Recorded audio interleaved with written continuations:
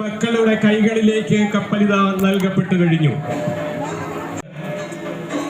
കപ്പലിത മൂന്നാം തവണയും കുമ്പിടുന്നതിന് വേണ്ടി മുന്നോട്ട് എത്തിയിരിക്കുകയാണ്. ദൈവത്തിന്റെ സ്നേഹപൂർവകമായ ദാനമാണ്. തന്റെ സ്നേഹത്തിന്റെ പ്രതീകമാകുവാനുള്ള വാനത്തിന് മറുപടി നൽകാതെ കർത്താവിന്റെ വാക്ക് ധിക്കരിച്ച് യോന താർശീശിലേക്ക് കപ്പൽ കയറി.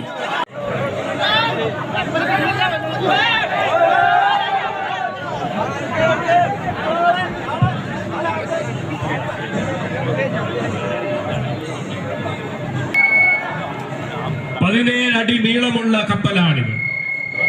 സഞ്ചരിച്ച കപ്പൽ വാദ്യകലാകാരന്മാർ എത്തുന്നു, ചന്ദ്രമേളം എത്തുന്നു, തീയുടെ മുന്നിലെത്തുന്നു. കപ്പൽ കുമ്പിട്ടതുപോലെ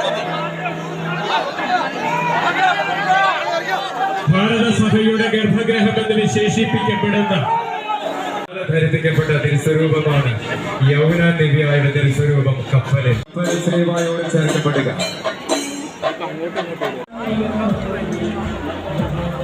ശുശ്രൂഷകളിൽ നാം പ്രത്യേകമായി ഓർമ്മിക്കുന്നുണ്ട് ബാവുസ കരുണയുടെ സുവിശേഷമാണ് ബാവുസ പ്രാർത്ഥനാ ശുശ്രൂഷ. കപ്പലേന്തുന്ന കടപ്പൂർ നിവാസ